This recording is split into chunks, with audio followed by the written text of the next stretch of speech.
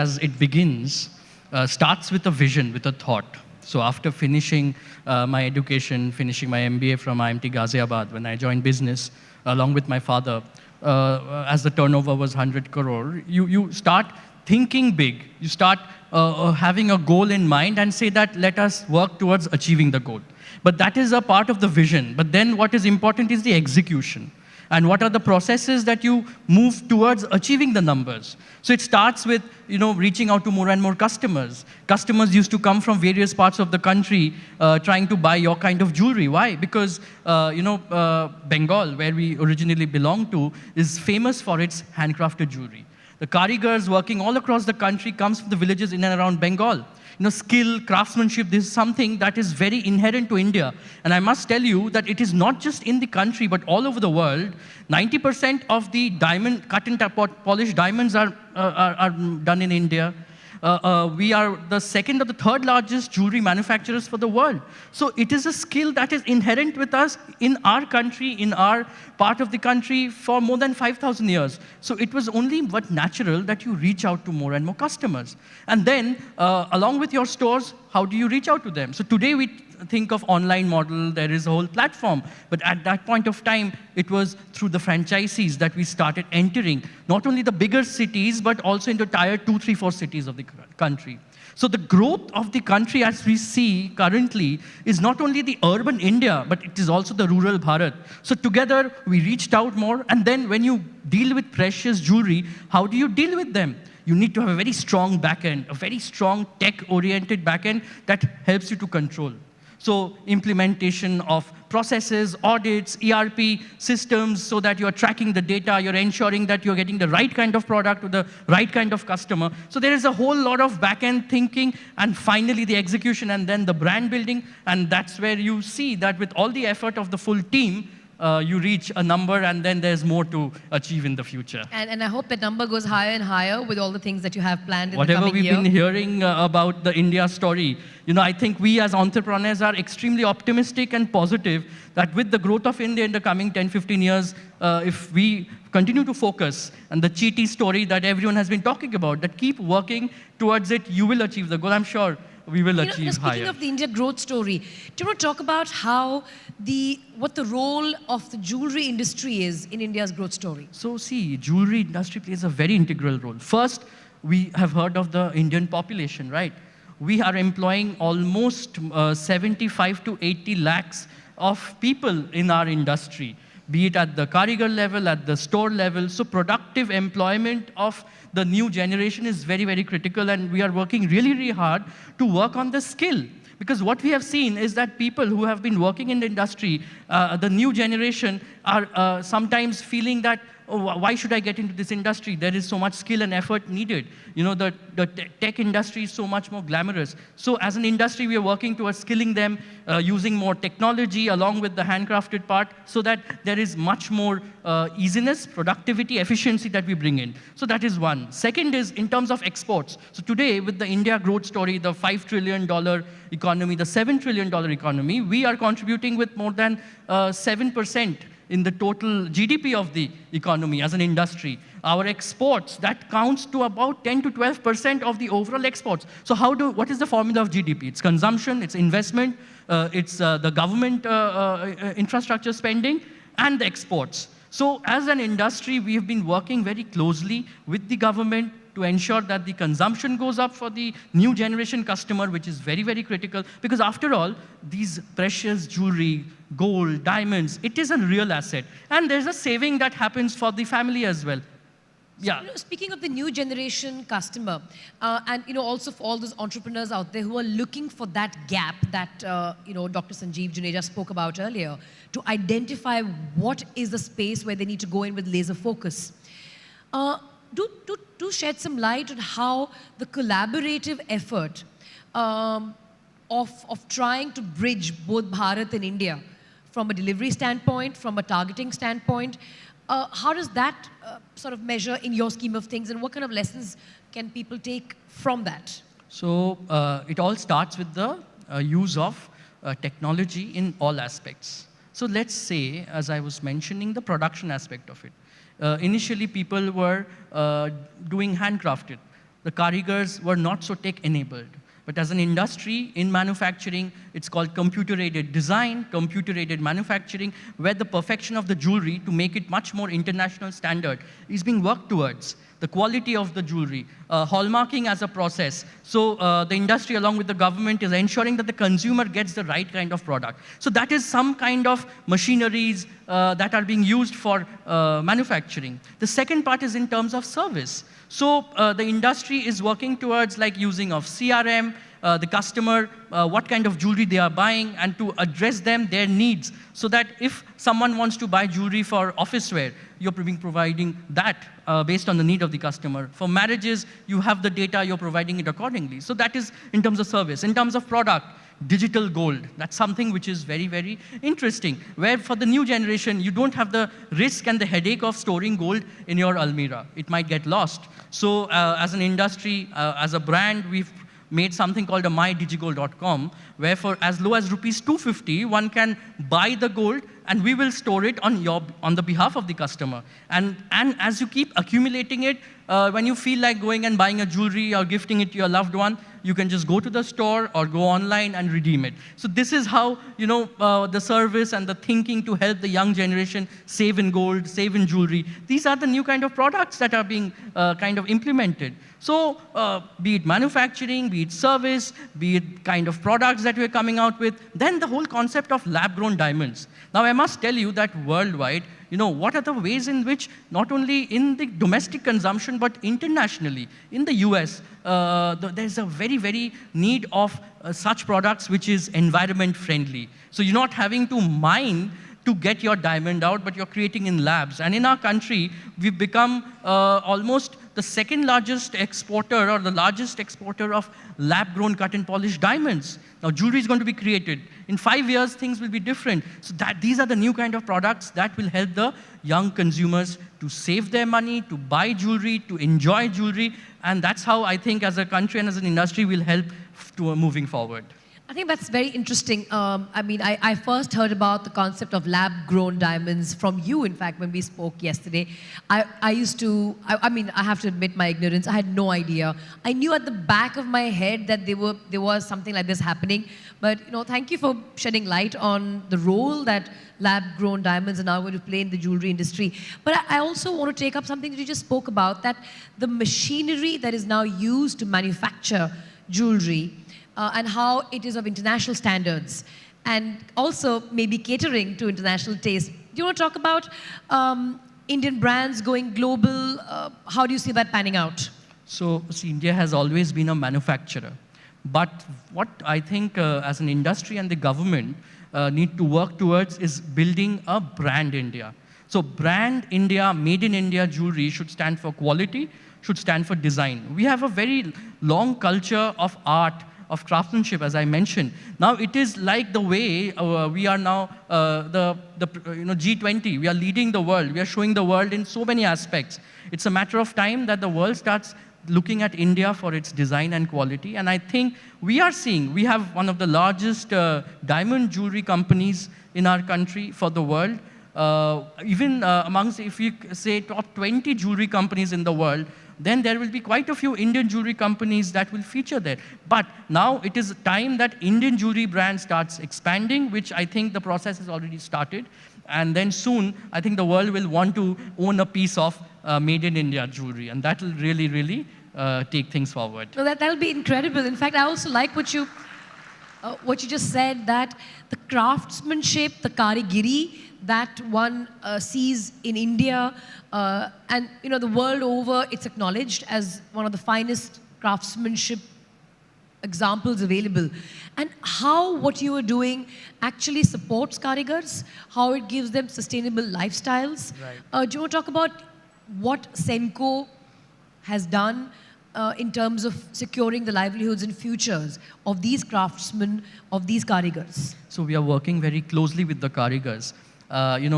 Today we hear of ESG, right? The environment, the social part, and the governance part of it.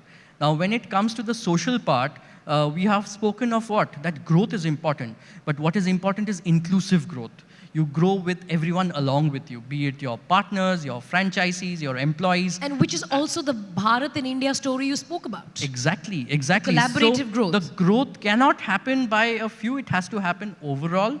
And through such models of franchisee, working with the karigars, training them, enabling them with technology, skilling, upskilling them so that they are ready, because they have it in their blood, but it is about adoption of technology. The government has been investing in something called common facility centers across the country, and working very closely with the industry. There is a concept of mega common facility center that is being spoken about. Jewelry parks are being built all across the country, in which it will become an ecosystem which will be much more organized. So these are such initiatives where we are being able to bringing the technology as big organizations, and then helping the karigars use those technology and creation of jewelry. And I think that it is this helping of the karigars. Also, when the last 2-3 years, everyone has been facing problem. The pandemic was there was no work. So as an industry, we went out of our way. As a company, we supported the karigars. We took care of their health, of the family, going out of their way. When it comes to, we're working, training women to be a part of the manufacturing process in the workforce. There have been cases also that we have tried to do, I think that, which has really, really helped, because we are in the business of design and art, that members of the LGBTQ community, because there is a lot of, I would say, artistry that is there in them, the flair is in them. So we as an industry are trying to make them a part of our industry, working, special quotas are being created, and that is how, as an industry, it's not just about wealth, it's not about gold, it's not about diamonds, it's about the wealth of the mind, and to make the world a better place and a better society, and that is how we are all working together as an industry. I think those are really noble thoughts. I really enjoyed this conversation, the fact that you talk about bridging Bharat and India, not just from a word play base, but the fact that you're targeting your TG, you've gone from metro cities and also found customers in tier 2 and tier 3 cities, and that's how your growth story is largely built, yes, as a result of bridging Bharat and India. And again, through the karigars, also resonates with the same theme of bridging Bharat and India and future. On a closing note, if there's one thing that you'd want to say, how do you see your future? And how do you see the future of India? And what role could technology and the digital interface play in that? And if I could get your thoughts on that. So see, digital and technology has opened up the world. People, whether they're in the city, the young generation, or in the tier 2, 3, 4 cities, their aspirations are equal. Their exposure is equal. They want to get the best of the world. And I think as a country and as an economy, it is our responsibility that we work towards excellence and providing the best kind of product to our consumers. Gone are those days when we can think of chalta hai attitude and expect that the consumer will accept. No, everyone has their personalized needs, their personalized wants. And it is, as an industry, we need to go into the minutest of last mile requirements of the consumer, and especially the young generation. So working on products which are not only to be kept in the locker, but the everyday wear jewelry, which people can actually wear and enjoy, and also it will work as a savings and investment for the consumer. So this is where I think technology will be used to reach out to new people, and with the exposure, with the economic development at the base level. I think that as a responsible brand, it is our responsibility to provide that best of designs and best of services to each and every citizens of the country. And I think that the support we've been getting from the government is that, through digital gold or through such initiatives, the World Gold Council has also been working on ensuring that everyone should be part of not only buying gold, but a saving economy. So this is how I think any kind of risk that we see. Saving while consuming, which is the best. Saving while consuming. And we have all seen unexpected changes, the climatic changes, the pandemic. So risks are a part of life, and it is this product that will enable you to hedge against risk and to be your friend and your family for all good times and the difficult times. I wish you all the very best. Thank you for sharing your thoughts with us. Thank you very so much. much. Thank you. Thank you. Thank you very much indeed, Mr. Sen. And of course, Senco has played a big role in bringing organization to what has largely been an unorganized sector. So thank you very much for your thoughts. Ideas of India, co-presented by Dabur वैदिक T, चाय का वही लाजवाब स्वाद अब सेहत के साथ। को-पावर्ड बाय डॉक्टर ऑर्थो अब दर्द भी घुटने टेकेगा। गैलेंट एडवांस टीएमटी सरिया निर्माण का रियल हीरो। अब आएगा खाने में असली स्वाद राजेश मसाले के साथ। Driven by Maruti Suzuki. Technology partner create today enrich tomorrow Panasonic. Gold partner Senco gold and diamonds, design of India for you. Partner Vicco Vajradanti, India का गम एक्सपर्ट, मजेदार नहीं असरदार। रमी बोले तो Junglee rummy, India's most trusted rummy site. Get quick loans from Tata Capital. बदलते भारत की नई गैस, go gas. Clean and dry, number 1 expert intimate care range. CIDCO, we make cities. MMRDA rebooting Mumbai. Knowledge partner Sharda University. The world is here at Sharda University. Accredited A+ by NAC. ये जो मौजूदा पार्टियां हैं ये अच्छा काम कर लें। मैं बार बार कहता हूं, हम एक दूसरे से क्यों नहीं सीखते, एक दूसरे को साथ मिलके क्यों नहीं काम करते, लड़ते क्यों रहते हैं इस देश के अंदर हम। अब जैसे एक छोटा सा उदाहरण लेता हूं, बचपन से मेरे को याद है 8वीं क्लास से 10वीं क्लास से सुन रहे हैं केरला में शिक्षा में बड़ा अच्छा काम हुआ, 100% लिटरेसी हो गई, वहाँ स्कूल बड़े अच्छे हैं। केरला में हेल्थ में बड़ा अच्छा काम हुआ, वहाँ पे हेल्थ सिस्टम बहुत अच्छा है, सुन रहे हैं बचपन से, है ना। अगर केरला में इतने अच्छे तो तब अभी तक तो बाकी देश को वहाँ से सीख के कर लेना चाहिए था। केरला तो अपने ही देश का हिस्सा है, तो केरला से सीख के बाकी देश ने क्यों नहीं किया, समझ नहीं आता। उसी तरह से किसी और राज्य ने किसी और प्रॉब्लम की समस्या का समाधान निकाला हुआ है, किसी और राज्य ने किसी और प्रॉब्लम की समस्या का हम सारे मिलके काम क्यों नहीं करते, मेरे को तो समझ ही नहीं। तो अब मैं बार बार ये कह रहा हूँ भाई, दिल्ली के अंदर हमने स्कूल, अस्पताल, बिजली के ऊपर अच्छा काम किया है। जो मेरे से सीखना चाहे मैं उनको सिखाने को तैयार हूँ, और आप सीखो, वोट लो, शिक्षा के ऊपर वोट लो, स्कूल सुधारो। जो पार्टी मेरे को बुलाएगी मैं उस पार्टी को काम करने, बीजेपी वाले बुलाएंगे मैं बीजेपी वालों को सिखाऊंगा, कांग्रेस वाले बुलाएंगे कांग्रेस वालों को सिखाऊंगा। आप लो वोट, आपको मैं वोट दिलाने मैं आ रहा हूँ, आपको वोट दिलाने काम कर लो। कोविड में जो सारी दुनिया में जो प्रॉब्लम आई इकोनॉमी पे, उसको बाकी देशों ने कैसे टैकल किया और हिंदुस्तान ने कैसे टैकल किया, because this all connects with what has been said before. Railway में इंफ्रास्ट्रक्चर में इतना इन्वेस्टमेंट, कल गडकरी साहब आएंगे, वो हाईवे के बारे में बताएंगे, किस तरह से highway.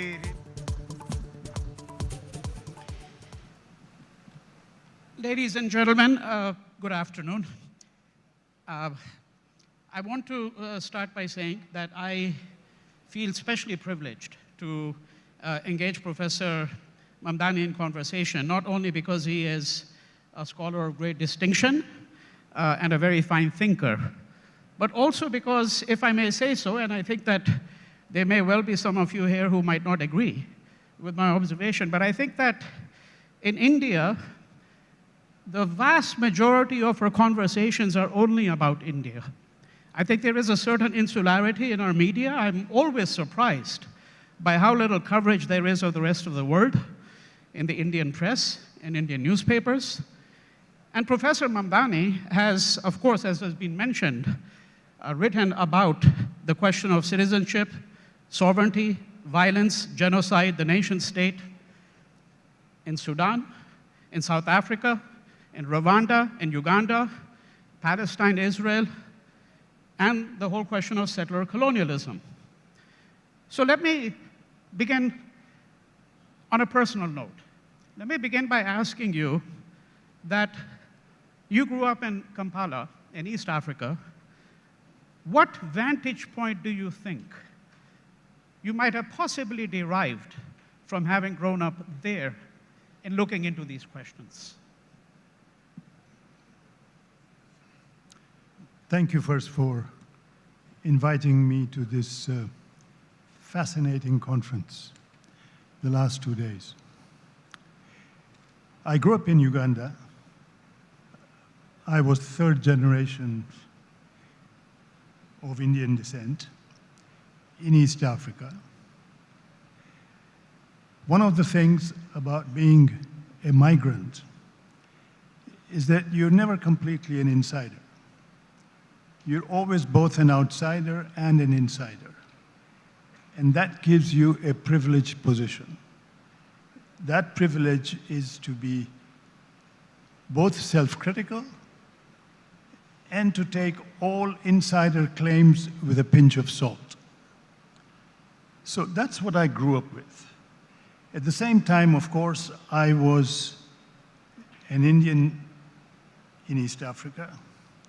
I had grown up during the colonial period, where East African Indians had enjoyed a degree of petty privilege if you compared us to the natives of the country, what were called Africans.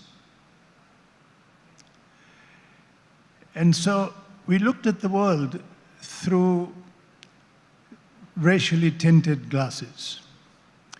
We tended to assume that we were better off because we were smarter, and they were not because they were lazy. This is standard racist stuff coming out of colonialism. So one of the questions for me as I look back is, how does a kid coming out of that kind of a context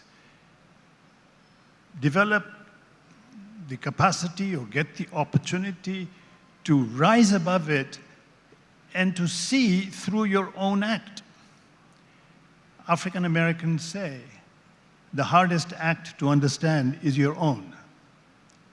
You can critique other people, but wisdom is when you begin to see what's wrong with your own claims.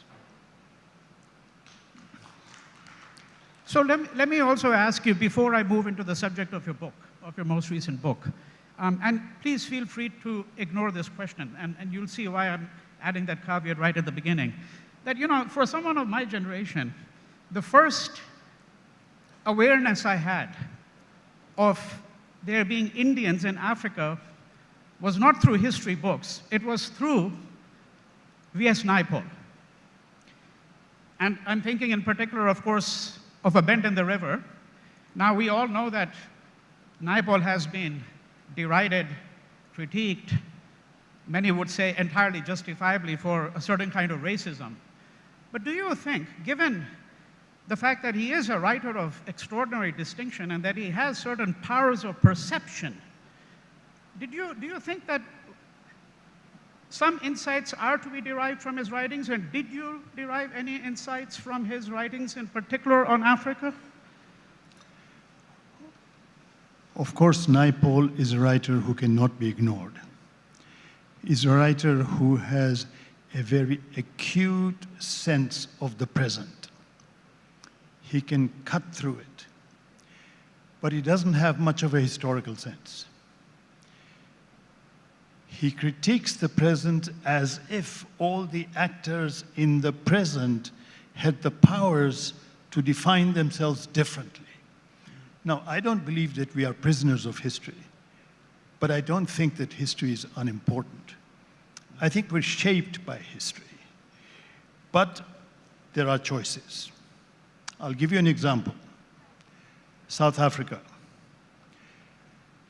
In South Africa, you had anti-apartheid organizations. You had the African National Congress. You had the Indian National Congress, Gandhi's. You had the Colored People's Congress.